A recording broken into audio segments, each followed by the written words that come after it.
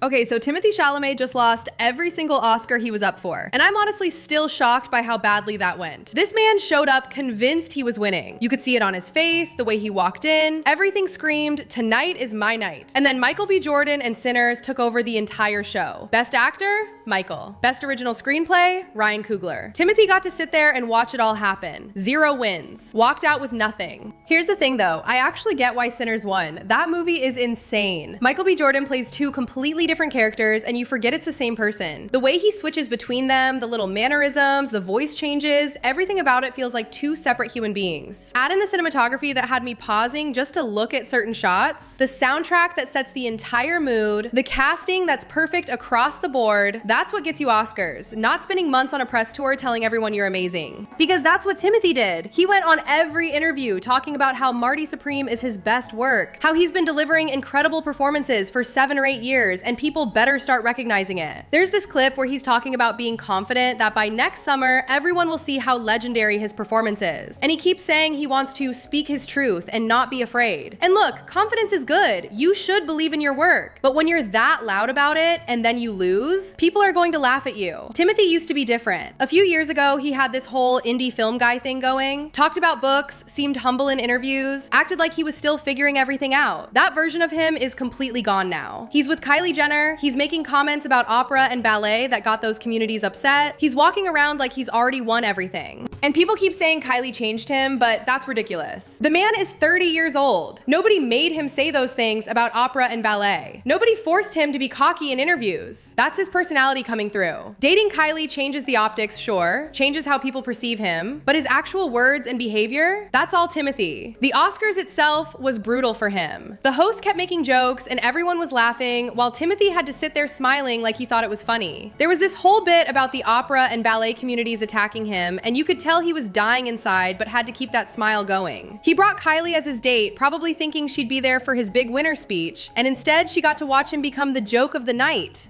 He genuinely thought he was winning. The outfit choice, the energy he brought, everything was set up for a victory lap that never happened. And now he's got to deal with the fact that he hyped himself up so much and then lost in front of everyone. Ryan Coogler winning Best Original Screenplay was huge though. He's only the 2nd Black writer to ever win that category after Jordan Peele. And he directed the movie too, created something really special and finally got recognized for it. Meanwhile, Timothy's sitting there probably going through every interview in his head, wondering what went wrong. But let me talk about something else from that night that has me angry. Some E! News reporter called Teyana Taylor's braids almost undone on the red carpet. Teyana showed up looking incredible in custom Louis Vuitton with these gorgeous knotless braids, and this woman decides to describe them as messy on television. This is the same network where Juliana Rancic said Zendaya's locks smelled like weed in 2015. Nothing has changed. We're in 2026 and Black women still have to deal with ignorant comments about their hair from reporters who don't understand Black hairstyles. Those braids were intentional. They were styled that way on purpose. They looked beautiful. But this reporter sees them and assumes they must be incomplete or sloppy. I bet she didn't comment on anyone else's hair being messy. All those deliberately messy buns and textured waves on white actresses, silence. But a Black woman shows up with braids and suddenly there's commentary. It's exhausting and it needs to stop. If you don't know anything about Black hair, don't talk about it. Teyana looked stunning and that's all that needed to be said. The fact that this keeps happening at these huge award shows tells you everything about how Black women get treated in these spaces. Getting back to Timothy, because his situation is wild. After the Oscars, he apparently went to In-N-Out for a burger, which honestly makes sense. When everything goes wrong, sometimes you just need food. But imagine being in that headspace. You prepared for months, did the entire press run, convinced yourself this was your moment, and then you lose. Not quietly either, in front of everyone watching. The problem is, he set himself up for this. If he'd been humble about it, if he'd just let his performance speak for itself, people would feel bad for him right now. They'd be saying he got robbed, that he deserved better. Instead, people are celebrating that he lost, making memes about his face during the ceremony, replaying the jokes the host made about him. He turned himself into the villain somehow.